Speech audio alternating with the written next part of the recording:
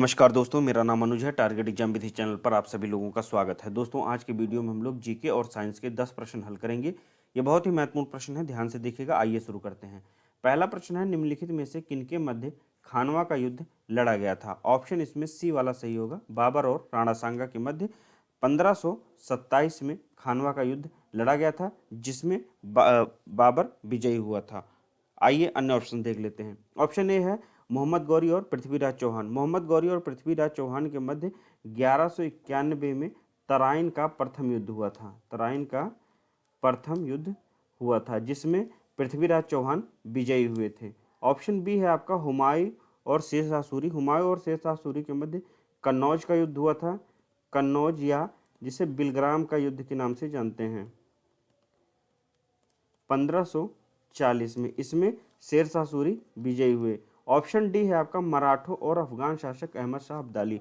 मराठों और अहमद शाह अब्दाली के मध्य 1761 में पानीपत का तृतीय युद्ध हुआ था। पानीपत का थर्ड युद्ध हुआ था, जिसमें मोहम्मद शाह अब्दाली विजयी हुआ था। आइए अगला प्रश्न देखते हैं। प्रश्न नंबर 2 है, निम्नलिखित में से किस कांग्रेस अधिवेशन की अध्यक्षता महात्मा गांधी ने की थी? महात्मा गांधी ने बेलगाम अधिवेशन की अध्यक्षता की थी, जो 1924 में आयोजित हुआ था कर्नाटक में। बेलगाम कांग्रेस अधिवेशन की अध्यक्षता, जो कि 1924 में आयोजित हुआ, महात्मा गांधी जी के द्वारा की गई थी। और कानपुर में 1925 में एक अधिवेशन आयोजित हुआ था, जिसकी अध्यक्षता सरोजिनी नायडू ने की थी। सरोजिनी नायडू ने।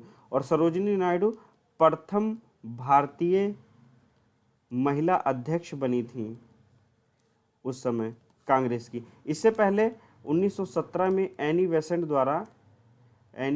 द्वारा कलकत्ता अधिवेशन की अध्यक्षता की जा चुकी थी। तो इसलिए जो है आप लोग याद रखिएगा, यदि एग्जाम में पूछेगा प्रथम महिला अध्यक्ष कौन थी, तो एनी बेसेंट थी। 1917 में कलकत्ता में इन्होंने कलकत्ता अधिवेशन की अध्यक्षता की थी। और 1925 में यदि प्रथम भारतीय महिला के बारे में पूछेगा तो आपको सरोजिनी नायडू याद रखना है।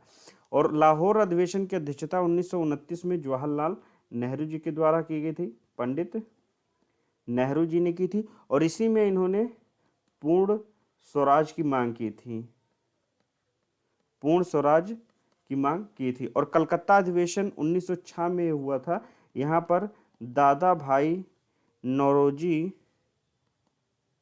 ने प्रथम बार स्वराज शब्द का प्रयोग किया था। आइए फिर से मैं इसको समझा देता हूं, नीचे से समझाऊंगा। 1906 में कलकत्ता अधिवेशन होता है, जिसकी अध्यक्षता दादा भाई नौरोजी करते हैं। और यहाँ पर प्रथम बार स्वराज शब्द को बोला गया था कांग्रेस के मंच से। 1929 में लाहौर अधिवेशन में पंडित जवाहरलाल नेहरू ने पूर्ण स्वराज की मांग की थी। 1924 बेलगाम कर्नाटक का अधिवेशन, जिसके अध्यक्षता महात्मा गांधी ने की थी। और यह एकमात्र कांग्रेस अधिवेशन था जिसकी अध्यक्षता महात्मा गांधी जी के द्वारा हुई थी। अब आते हैं कानपुर अधिवेशन, जो कि 1925 में हुआ, जिसकी अध्यक्षता सरोजिनी नायडू जी ने की। और यह प्रथम भारतीय महिला थी कांग्रेस अधिवेशन की अध्यक्षता करने वाली। यदि उससे पहले पूछता है तो प्रथम महिला एनी बेसेंट बनी थी कलकत्ता अधिवेशन 1917 की। आइए आगे देखते हैं। तीसरा प्रश्न है, जम्मू कश्मीर स्थित राष्ट्रीय उद्यान या वन्य जीव अभ्यारण्य कौन सा है? जम्मू कश्मीर स्थित किश्तवाड़ राष्ट्रीय उद्यान है। ऑप्शन इसमें डी वाला सही होगा। हजारीबाग वन्य जीव अभ्यारण्य है झारखंड में। पंचमढ़ी वन्य जीव अभ्यारण्य है मध्य प्रदेश में। बांदीपुर राष्ट्रीय उद्यान है कर्नाटक में। आइए अगला प्रश्न देखते हैं। नीवर नदी के तट पर स्थित शहर कौन सा है? नीवर नदी के तट पर क्यों स्थित है? ऑप्शन ए संघाई है। संघाई यांगसी नदी के तट पर है और संघाई चीन का शहर है।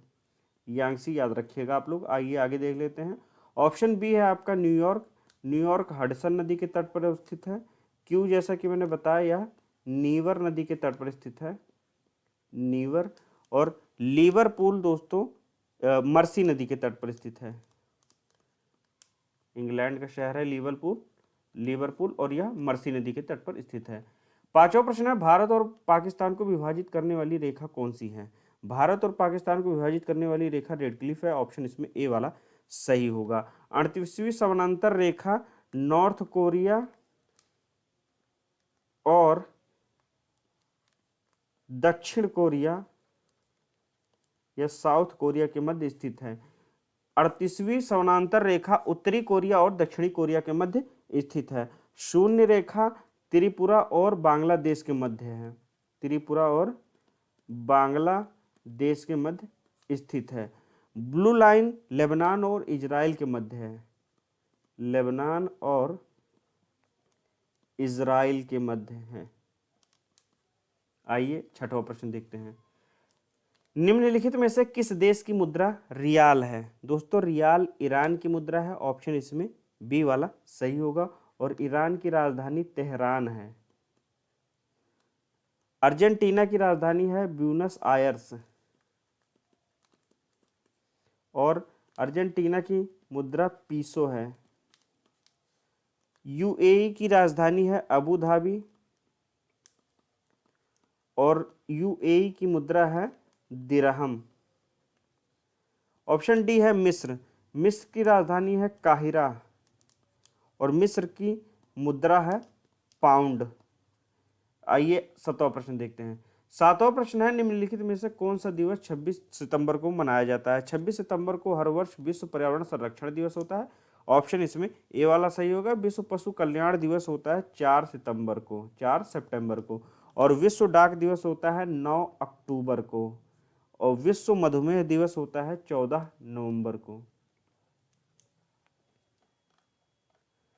8वां प्रश्न है निम्नलिखित में से कौन सा अनुसंधान संस्थान शिमला में स्थित है? केंद्रीय आलू अनुसंधान संस्थान शिमला में स्थित है। ऑप्शन इसमें डी वाला सही होगा। राष्ट्रीय लीची अनुसंधान संस्थान मुजफ्फरपुर में स्थित है। मुजफ्फरपुर बिहार।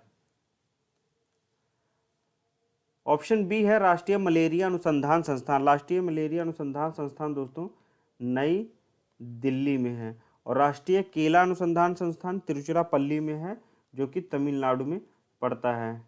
तिरुचिरापल्ली, तमिलनाडु। आइए आगे देखते हैं। 9वां प्रश्न है गोल्फ खेल के परिसर को क्या कहा जाता है? गोल्फ खेल के परिसर को कहते हैं कोर्स। ऑप्शन इसमें बी वाला सही होगा। एरिना होती है घुड़सवारी जहां की जाती है। और डायमंड होता है बेसबॉल जहां खेला जाता है। और वेलोड्रम होता है जहां पर साइकिलिंग की जाती है। साइकिल ट्रैक जो होता है जहां पर साइकिल वाला खेल आयोजित होता है उसे वेलोड्रम कहते हैं। आइए 10वां प्रश्न देखते हैं। बोल्ट किसका मात्रक है? बोल्ट दोस्तों विभवांतर का मात्रक होता है। ऑप्शन इसमें सी वाला सही होगा। चुंबकीय फ्लक्स का होता है वेबर। और विद्युत आवेश का होता है कूलाम। आवृत्ति का होता है हर्ट्ज। तो दोस्तों ये थे आज के वीडियो के 10 प्रश्न। मुझे आशा है कि आपके एग्जाम में आपकी मदद करेंगे। इसी तरह के वीडियोस मैं लेकर आता रहूँगा। मिलते हैं अगले वीडियो में, तब तक के लिए नमस्कार।